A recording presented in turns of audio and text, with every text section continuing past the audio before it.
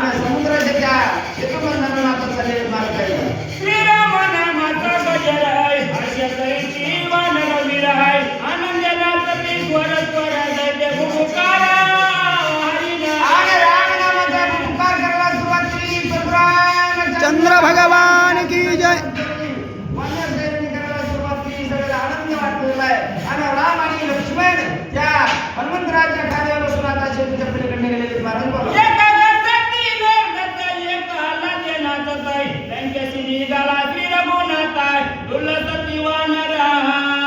आनंद झालेला आहे. कधी वाटला लंकाला जायला, कधी राजा रामासोबत युद्ध करीन असेल त्या आनंद वानराला झालेला आहे.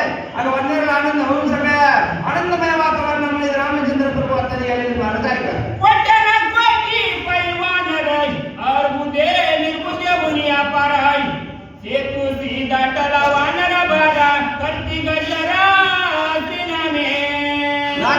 महाराजांनी संख्या सांगितली अर्बुद निर्बुद. बघा तुम्ही या किती राष्ट्रात तुम्ही ते काम दामचे लक्ष कोटी आपल्या सर्व निकरोन्नती आधी जनित पद्म 18 संख्येला पद्म असे किती पद्म आहेत. 18 पद्म म्हणणार आहे. ते का थोडे इतकं काय असे गर्जना करीत रामनामाच्या त्या पलीकडच्या काढून गेलेले महाराज आहे का.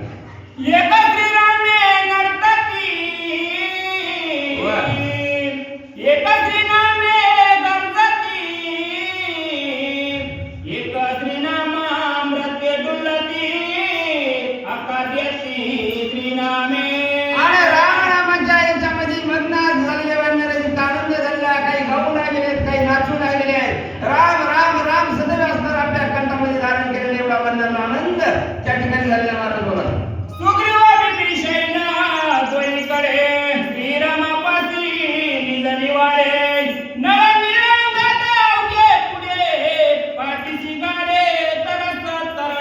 आणि दोन्ही साईडनी पण चाललेला आहे. सुग्रीव राजा चाललेला, विभीषण काय राजा चाललेला, पाठीमागे नळ नळ आंगण मोठमोठाले वीर रामाच्या भोवताली आहेत. आणि रामचंद्र प्रभू अशा आनंदमय वातावरणामध्ये लंकेकडे निघालेले शेतुबंधावर महाराज बोला.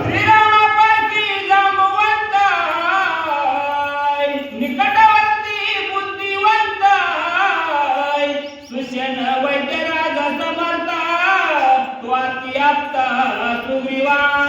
आणि रामचंद्र प्रभूच्या जवळ असणाऱ्या कोण सगळ्यात म्हातारा वयोवृद्ध माणूस असणारा कोणी जांबवंत थांबलेले, सुशील वैद्य त्या ठिकाणी थांबलेले.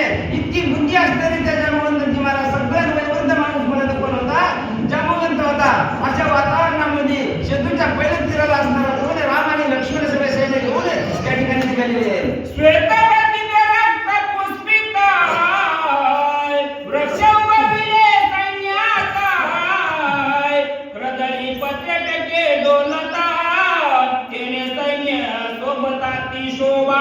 ज्याप्रमाणे असणारी आपली आखाडला कशी दिली जाते आषाढाच्या महिन्यामध्ये सगळे पताकामुळे शोभून दिसते, त्याप्रमाणे कोणी हातामध्ये झाडं धरलेली आहेत, कोणी फुलाची झाडं धरलेली आहेत. इतका असा स्वयंवंत असणारा त्या वानराचा मेळा असणारा त्या राजा रामनाकडे चाललेला महाराज आहे का.